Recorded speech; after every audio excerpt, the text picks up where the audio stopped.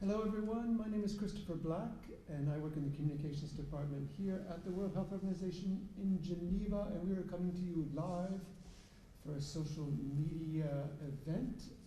Today is World Hearing Day. It's March the 3rd, and I'm so happy to be joined by one of our experts, technical lead for ear and hearing care, Dr. Shelly Chadha. Thank you, Shelly, for joining us today. Thanks, Chris, for having me. You're welcome. Today, so 3rd of March, that's 3-3. Apparently, the number 3 was chosen, and these dates are significant because the 3 looks a little bit like an ear. Is this true, Shelly? Yes, absolutely. The reason why this date was chosen specifically is because 3-3, which is the date, looks like the 2 years. That's true. Not very creative, but it's simple, and we like to keep it simple. It's simple, but it's a very important subject. It's hearing loss and hearing problems are things that affect over 1.5 billion people around the world, with many, many people more at risk in the future. Today is a significant day. Can you tell us a little bit about it and why we're talking about that today? So every year we mark 3rd of March is World Hearing Day, and you know the reason for the date, of course. But the reason why we have a World Hearing Day at all is because it's an opportunity for us to raise awareness about the issue of hearing loss. Why is our hearing important, and why we should take care of them, how we should take care of them. This is not a subject which people commonly think about, mainly because, well, hearing loss, as you know, is invisible. And the other fact is also that our ears never really go to sleep. They work all the time. We don't know what it is like not to be able to hear most of the time. So it's a day for us to make people a bit more aware about what they can do in order to keep this sense of hearing intact, and also what they should do when they should suspect hearing loss, and what should they do when they suspect hearing loss. What are the options available to them? How effective are those options, where they can seek them? So it's really a day to raise awareness about hearing loss and make it a bit more visible. Thank you so much, Shelly, and thank you for joining us. And we're going to go into all those issues, I think, in a little bit more depth. We're getting some questions in. But first, can you tell us, this year has a special focus on young people. Why is it important to be talking about the impact of hearing problems on young people, and what can young people do to avoid hearing problems for the future? Yeah. Traditionally, hearing loss has been considered an issue which occurs as you age. And indeed, it is true that we do have hearing loss as we grow older. But increasingly, we find that young people, when we say young people, I mean adolescents and young adults between the ages of 12 to 35 are developing hearing loss and also tinnitus, a ringing sensation in the ear. And this is because of listening often, or rather being exposed to loud sounds and noise, at times at workplace, but then also at times we consume them voluntarily through our headphones, and when we go out to loud discos and concerts, and unknowingly we are damaging our ears. We may not feel the effects immediately, maybe after 5 years, 7 years, at times after 10 years, but the effects will definitely come. And it is that we want to prevent, and that is why we are focusing on young people. Indeed. During the last 2 years, during the COVID pandemic, many people around the world have spent lots of time on Zoom calls and things like that, where they're wearing headphones. They've also spent time working at home, where you might be listening to music as you're working. Is this something in the last couple of years you've seen any change in trends in terms of hearing loss? So the last couple of years have not been very friendly for carrying out really research and studies where we can go out and find it. But I think those effects could potentially start coming very soon. But people can really take some very simple steps to prevent it.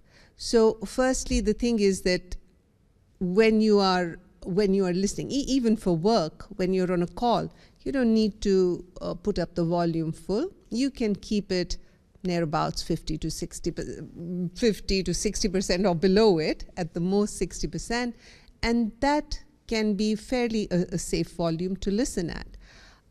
Also, what is important when we do this is to make sure that in the off hours, in the leisure hours, we don't spend the whole day listening to calls over headphones and then go out and go to a really loud bar or a disco or club or do something like that. So it is also important to make sure we have some rest time for our ears. And when you're not on a call, when you are having, let's say, lunch or a coffee or something, make sure you give your ears a break at that time. And just these simple practices can absolutely prevent the way hearing loss onset in people despite a prolonged use of headphones and earphones. Thank you, Shelly. Yes, thinking of the COVID-19 pandemic as well, how has that affected people who have suffered from hearing loss? Has it been an issue for those people who have to communicate to wearing a mask to others wearing a mask, in terms of accessibility to information, in terms of accessibility to working from home even? Has that been an issue for people? Yes, indeed. As a matter of fact, I know that a publication is currently in process. So firstly, we know that COVID-19 itself also does affect the auditory system in about between 10 to 15% people. But besides that, people who already have hearing loss, that is also the issue with them is, as you rightly pointed out, firstly, the mask. Because a lot of people rely a lot on lip reading, much more than we think. And when they are deprived of that, then it becomes difficult to communicate. Also then add to that the distancing. So the way we are sitting now, and as a person with hearing loss and with the other person wearing a mask, it becomes very, very difficult to communicate. So this has indeed posed a lot of challenge in the lives of people who are living with hearing loss, especially when they're seeking healthcare in healthcare settings and they're not able to communicate with the healthcare provider. It is also, on the plus side, I must say, that in some ways it has made it easier for people to communicate when they are in, rather than in meetings where without a good audio system, and they're on Zoom calls where they can, monitor or they can have the volume. And now these platforms, some of them also offer automatic captioning, which is a blessing for people with hearing loss and their efforts to communicate. In fact, today we have some captioning. We would like to thank Lisa, who's our colleague, who's working for us today doing the captioning, who also is involved in many of our press conferences where we have a live captioning for those. And we thank them for their service, all these captioners who have helped us the last 2 years communicate vital public information on COVID-19 to people around the world. So let's go back to young people. If young people have gone to a lot of concerts, listened to a lot of loud music, and they're having problems currently with their ears, is that going to be a lifelong problem for them, or can some hearing loss come back? The effects of hearing loss be reversed at some point? Yeah. So, if I'm sure, Chris, I'm sure you have been to a loud concert where you came out with your ears like ringing and a bit, you couldn't hear very well. And then by the time you woke up in the morning, it was all fine. And that is just some temporary sensitivity or temporary fatigue of the hair cells. Or so we thought. Now we know that even this temporary is not really temporary. It causes injury to the hearing cells, and this accumulates. And once the hair cells, the point is we are born with just about 15 to 20,000 cells in the ear, which help us to hear, the hair cells. And once these cells start to die, they cannot be replaced. So once that damage occurs, it cannot be reversed. As of now, there is no medicine, no device or any kind of herb that can restore or regenerate a destroyed sensory cell in the ear. So yes, it is pretty much permanent once it occurs. But there are options, of course, for people who have hearing loss, hearing aids, implants, which can help them. In terms of protection, often when you go to concerts in some countries, they give out free little hearing earplugs. Do those actually serve any purpose? Would you recommend that people use them? Yes, absolutely. As a matter of fact, just yesterday we launched a new guidance from WHO for venues where amplified music is played. And one of those recommendations is that hearing protection should be available at these venues to the audiences. Because even an ordinary earplug can attenuate the sound level. The attenuation will vary depending upon the earplug. So it can be as less as 10 decibels, or it can be as high as 20, 25 decibels. But even an ordinary earplug can increase the time you spend in that venue, the safe period of listening, by many-fold.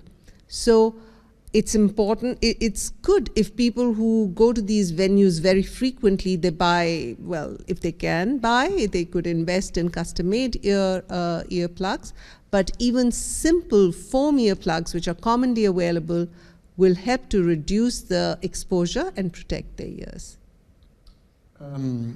Is there any way that you can judge in a way yourself what kind of situation you're getting into? For example, you're going into a concert, it sounds okay, but it's going to be 12 hours long. Or it's a very loud concert, it's going to be a few hours long. How do you judge that on the fly, as it were? Yeah. So a very simple way to judge if a place is too loud for you to be there for any length of time is if you are...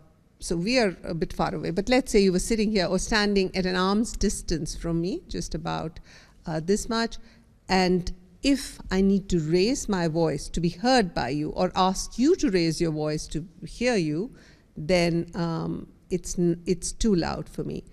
The other thing we can do today is to use apps. So we use apps for everything, and there is a multitude of apps available, free to use, which you can use to see the sound, the environmental sound, so the sounds around you, and you can judge if it is, so ideally it should be below 80 decibels and you can be there for a long time.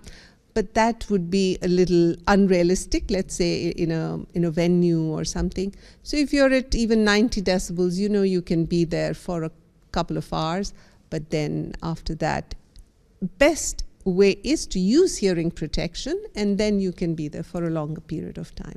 Are there laws in place in terms of sound levels in concert venues, or does it vary so much around the world? So right now there are only a handful of countries, actually I could count them on the tips of my fingers, of one hand probably, which implement these laws or have any laws. And WHO's newly launched standard is really an effort to make this systematic, to make this not just exclusive in a few countries, but something which governments think about. And already they have a framework of what they need to implement. Good. Thank you so much. Just one last question from me, and then we're going to get to some questions from our audience. Thank you so much. So just so I know, like let's say I'm standing next to jackhammer. How much is that in terms of decibels approximately, just compared to, do you know? So jackhammer can be about 100 decibels or so. Same as a concert, because that's pretty loud. Yeah. Wow. Okay. Thank you so much, Shelly. And thank you everyone for your questions. This is great. They're coming in, so we're going to get right into it. Emin Arslan on Facebook is asking, again, I'm thinking about youth. Thank you for that. Should hearing health be taught in schools? And how can you teach young people to care about their hearing? That's a great question. Yeah, that's a great question. Where is it from? I'm not sure where it's from, but the person is Emin Arslan. Okay, thank you for that question, Emin Arslan. I think, so we know with most behavior change interventions, the teaching of it has to take place in the formative years. So, for example, if I was to tell a 14 or 15-year-old, my own 14 or 15-year-olds when they were at that age, that, oh, don't do this or don't do that, it would not make much of a difference. That has to be informed to them, really informative years. So as a matter of fact, we are in the process of, let's say, developing a module for primary school children, that how we can simply teach them about what it is like to care for your ears, what to put, what not to put in your ears, how to listen, what kind of volume you should be listening at, how long you should be listening. So really teach them those things in the formative years. So absolutely, it is very, very relevant to teach children about this. It might seem kind of obvious to say don't put things in your ears, but actually people do put a lot of things in their ears. Sometimes thinking they're doing the right thing, they're cleaning out their ears. Could you give our audience a little bit of advice on this? How should you take care of your ears? Absolutely. Young people, old people, everyone. Yeah. So one thing, there is this dictum, and I'm just repeating something I'm sure everybody's heard: don't put anything smaller than your elbow into your ear. And actually, it is absolutely right, because normally you don't need to put anything into our ears. Our body is a perfect machine, and the ear cleans itself. The purpose of the wax that many of us are so bothered about, and we keep using Q-tips or cotton buds to take it out of our ears, it actually it's a normal secretion. It doesn't need to be removed. And so we don't really need to put anything in our ears, only to clean it, this curved part from outside, with a soft cloth. But in some people, they do have a lot of wax accumulates, either because they're using these cotton tips and pushing it inside, or because because some people genetically produce more wax. And in that case, they need to get it removed by a trained person, so not take it out themselves. So that is the first thing about ear care. The other things, of course, are in many cultures, like in mine, it's very common to treat ear problems like pain by home remedies. Put some hot oil, and that gives relief because it is warm. But this actually causes a lot of harm to the ears. It's one of the reasons why we have then discharging ears after that. So please don't do that. And the third thing I would say is just make sure that you listen safely.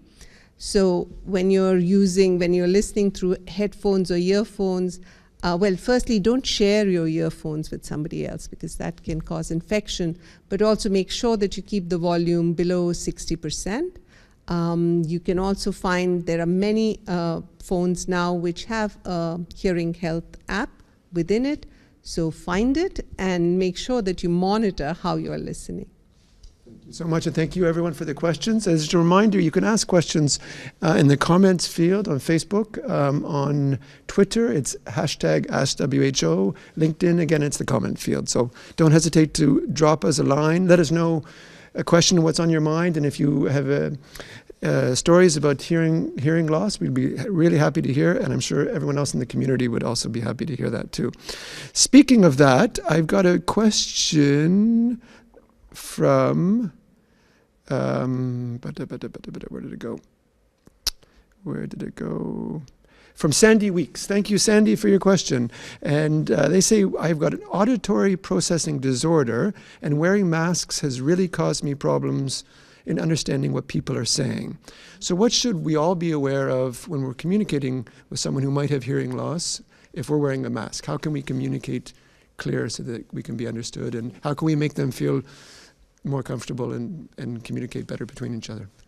So thanks, Sandy, for that very, very important question. So like I said, this is a problem many people are facing. So one thing one could do is that as long as the person with hearing loss is wearing a mask, the other person, not, still maintaining a distance, you could speak, remove your mask temporarily to speak. When you speak, make sure you're not standing in the dark. Enunciate clearly. Don't try to shout, because that is not comfortable for people with hearing loss. So people have to make sure they speak clearly without really shouting, but also Also, there is increasingly the option becoming available of masks which are transparent. However, I must here also put the prohibition or whatever, a warning, sorry, that all of the masks which come with these transparent windows are not approved yet. So make sure that whatever mask you use is really medically approved, and also because it could also cause certain challenges to health by various issues. So make sure, and there is a lot of research going on. There are also a few masks which are already approved for use, so you are welcome to use those. And especially those who are working in healthcare settings, it's good if they use them so that they can communicate with people. But, like I said, only if the right masks are available. So it's partly awareness. This is one of the things we're doing today, and a lot about respect for people. So thank you, Sandy, for that question. We appreciate it. Here's a question from Kathy Meager, and this is something I actually use. I'm a runner, so when I'm running, I use bone conduction headphones because I find that lets me hear sound from the environment, and I just find it works well for me. Is this something that we recommend over in-ear earphones as a technology, or do we have any guidelines on different types of headphones over the ear, in the ear, bone conduction, which would cause less hearing loss? So this is a common question, whether it should be used earphones or headphones, and I would say that it's not so important. Yes, headphones can sometimes be better because they are not so tightly fitted, so in that way they are hygienically also that they tend to be better. But in terms of their effect on hearing, I would say that ultimately it is about the level at which you listen to them and the duration, not so much on the device itself.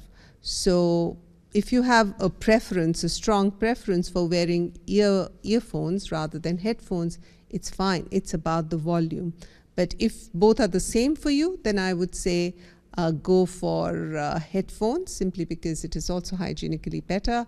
There are a couple of studies at least which show them to be also better in terms of the amount of sound, and then you also get a bit more noise isolation from the headphones as compared to earphones. Going back to the bone conduction ones, would they then could they have hearing loss implications or not? The same as the others. Same as the others. Yeah, okay, that's good to know. I didn't know that after a bit. Yeah. They tend not to go as loud, but perhaps so. But it still has an issue. On the loudness. Yep. So those long runs, be careful.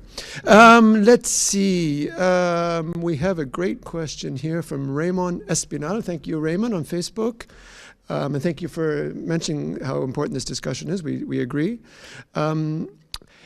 So considering young people who are plugged in on listening to tunes all day long, what sort of government campaigns are needed to raise awareness about this issue? And if you could have some ideas on ones that have really struck in your mind as being creative, maybe you could talk a little bit about that, and then other people could copy those good ideas.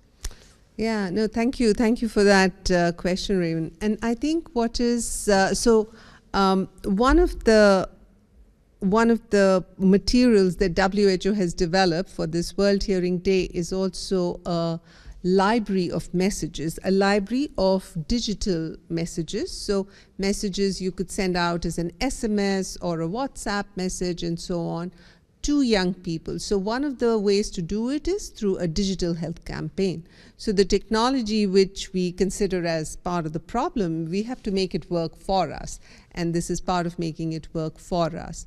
So I would say that is important.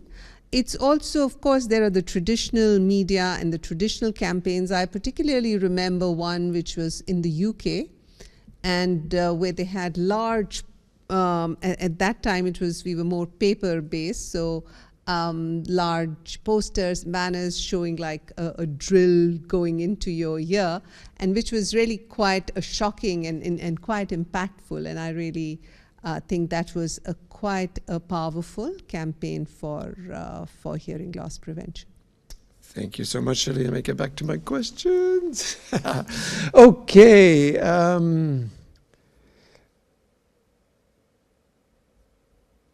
how about noise in the workplace? So ambient noise, if you're, let's say, on a plane, you're working in an office, you're working in a construction site, how can you be aware of the impact noise has on potential on hearing loss, and how can you, in a way, protect yourself and make a safer environment for yourself in the workplace? So, noise-induced hearing loss at the workplace has been for many years now a huge problem, and it has to be addressed in two ways. Just briefly, at the administration level, there has to be implementation of a hearing conservation program, which is quite, the steps of it are quite well laid out. I won't go into the detail because the question was more about what can the individual do. And certainly there's a lot you can do. So firstly is, if you are working in a noisy environment, inform yourself how noisy it is. The international recommendations are 85 decibel for work-related noise exposure for 40 hours a week, so usually 8 hours a day for 5 days a week, so not more than that. And what you can monitor, like I said earlier, using an app. Wear ear protection. Make sure that you wear protective headphones or earplugs to reduce the amount of sound that reaches your ear. If it's possible in your job, avoid standing too close to the source of sound. So if it's a machinery, don't stand close to it unless that is your job. So that is what you can do. And give your ears a break. So what happens often is that people would have lunch in the same area, or then go into a cafe where loud music is playing. So when you take breaks in between, when you take your break for coffee or tea or lunch, make sure you go to a quiet place and try to give your ears some rest. That helps to protect them for sure. So some simple things that, like I said, stay away from the loud sounds, use earplugs, make sure that you monitor how loud it is so you know how much sound you're being exposed to. Ideally, it should not be over 85 decibels for an 8-hour exposure, and if it is louder, the time should reduce. And then lastly is also to give your ears regular breaks. Along the same lines, we have a question from Tabot, who's talking about how hearing loss is perpetuated not in the workplace, not in concerts, but often in homes, in business areas, in churches, and social events. How does WHO work with national authorities and local authorities in terms of planning, in terms of making healthier cities, in terms of making cities that are hearing and safe in a way, friendly? Yeah, thank you. Thanks for that question. And I think I will admit that we have a long way to go to reach there, to make cities that are hearing friendly. So like I said, we have only just launched for the first time ever a WHO guidance on what kind of features should there be, what should be the sound limits, how should earplugs be provided, what should also be how the sound should be distributed. And these are features which apply not just to a club, but are relevant to any place where amplified music is played. So they can be implemented in any of those places. It needs to be thought by the national authorities, and WHO, from after having launched this, our next step, of course, is to work with governments to support them and encourage them as well to actually do this implementation. So I would say that I would probably be in a better position to answer this question, hopefully after 5 years. But thank you for the question. You mentioned these new guidelines that we released today, was it? Yesterday. Yesterday. Could you tell us a little bit about that?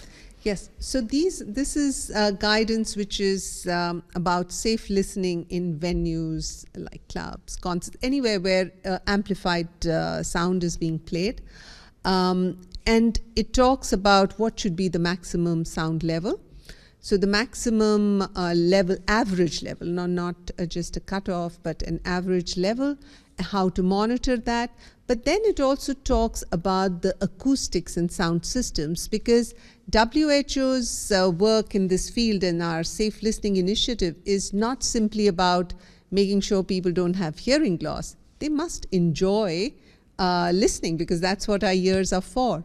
So it's really also about giving a good quality, maintaining the sound quality, maintaining their listening experience. So we focus a lot also on how the sound should be redistributed, giving a lot of practical tips, examples in that guidance document. And then it also talks about provision of earplugs. So provision of earplugs, creation of spaces, of quiet spaces within the venue, so that when we say, well, people should give their ears a break, well, people actually have a place where they can go and give their ears a break. And then lastly is providing information and training also to the staff who is there and who will be, let's say, making the earplugs available or managing the sound system in the venue and so on. So yeah, that is what the standard is about. Thank you so much. If you're joining us a little bit in the middle of our show here today, my name is Christopher Black. I'm so pleased to be joined by Dr. Shelly Chadha, Technical Lead for Ear and Hearing Care. And it is World Hearing Day today, 3rd of March, 3/3. And we're taking your questions on a WHO social media live. And in fact, we're running out of time a little bit, and I'm getting so many questions. I'm going to have to combine them a little bit. So apologies if we don't mention the question specifically, but I'm trying to merge a few questions in just because there's so much interest in this subject, which is great to hear. And thank you everyone for joining us today. So focus is on young people, but I'm actually getting a lot of questions on aging and how can one slow the process of hearing loss as one ages.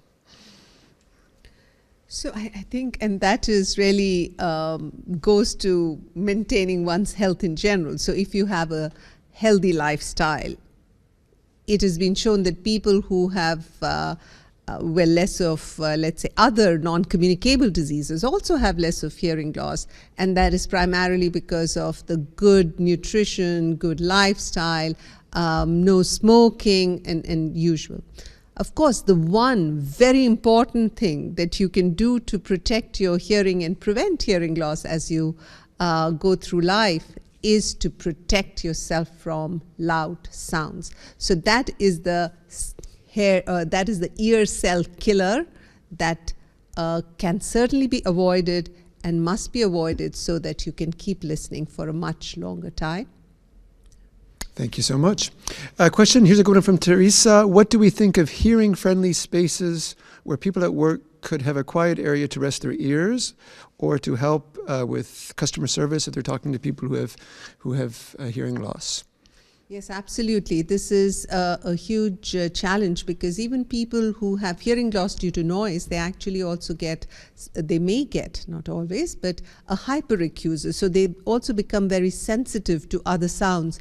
And many of us have had this experience of going to a restaurant, whether with hearing loss or without, and not being able to carry on a conversation. So it becomes even more challenging for somebody who has a hearing loss or wears a hearing aid. So this is a very important aspect of the hearing-friendly cities that we were earlier talking about.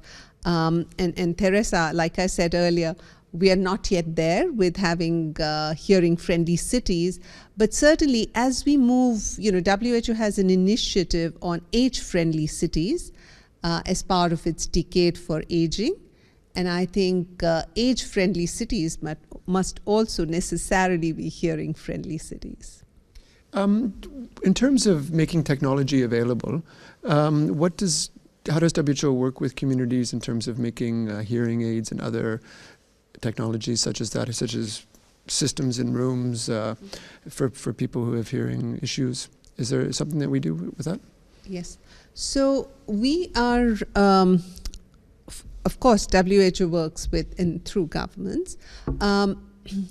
What we do have to make sure that that hearing aids and devices are available. Also, other assistive products is from WHO. We have a list of assistive products, which includes 7 hearing-related assistive products, including hearing aids, including also like alarms and so on, which are vibrating alarms so that people with hearing loss can have access to them. And there are, 7, like I said, including captioning services and so on. So we make those recommendations, provide also the technical support, specifications, and so on to countries to actually be able to implement them.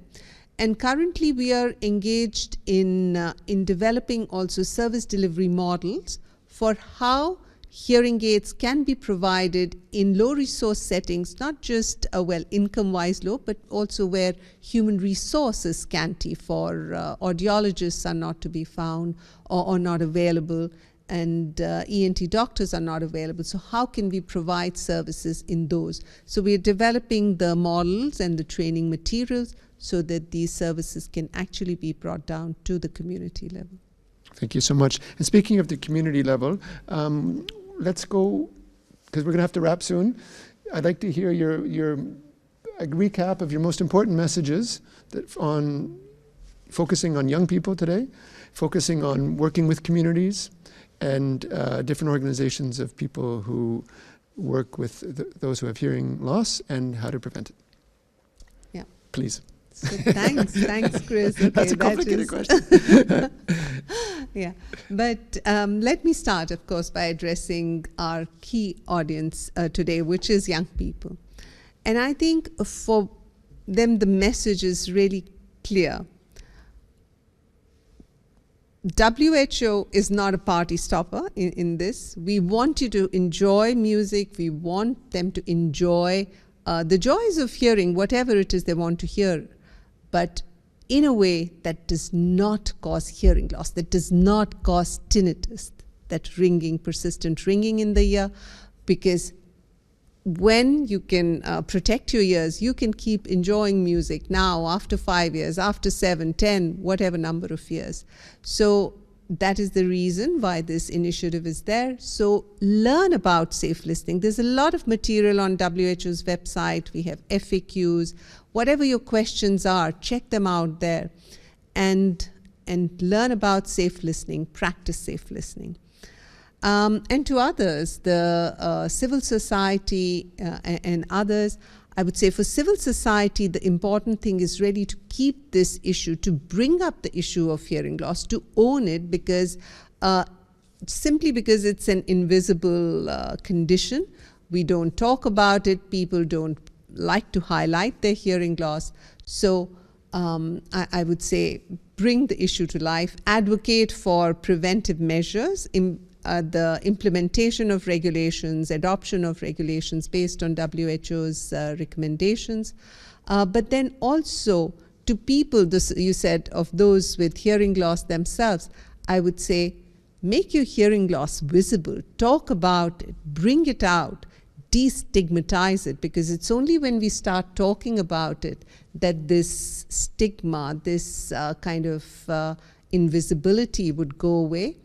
And it will be slow, but at least we have to start talking about it. Thank you so much, Shelly. So the website for more information on this is www.who.int, and also on the apps. We still have the WHO apps, the hearing apps? Yes, absolutely. Thank you for reminding me. You're welcome. We have a Hear Who app. So today is World Hearing Day. At the last, I would like to give this message. Please take out 5 minutes today or in the coming weekend to check your hearing. Just go to your App Store or Play Store, search for Hear Who, that's exactly as it sounds, and download the app. It's a free app.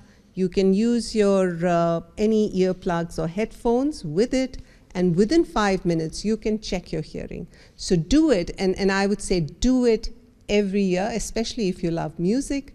Make sure that you protect your hearing, check your hearing, and keep listening. Thank you so much, Shelly. Thank you so much for your work on this issue and your motivation on this issue. I appreciate that very much. Thank you to everyone who joined us today, and thank you for your questions. We have people from all over the world, from India, Kenya, USA, Pakistan, Sierra Leone, Canada, Algeria, United Kingdom, Bangladesh, Mozambique, Ethiopia, Cote d'Ivoire, Indonesia, Ghana, Sri Lanka, Iran, Belgium, Cameroon, Colombia, Morocco, Guinea-Bissau, Liberia, Greece, Egypt, Turkey, Brazil, Nigeria, Mexico, Burundi, Liberia, Uganda, Martinique, Poland, Philippines, and many others. We're coming to you live from Switzerland. Thank you for joining. And let's go find more information. Young people, protect your ears, and everyone else, let's respect everyone who has hearing loss issues. Let's work together. These are tough days with the COVID pandemic and other issues around the world. Thank you so much for joining us. I'm talking very fast, which I probably shouldn't be. Thank you, Shelly. And we will see you soon for another live social media event from WHO. Thanks for joining. Thank you.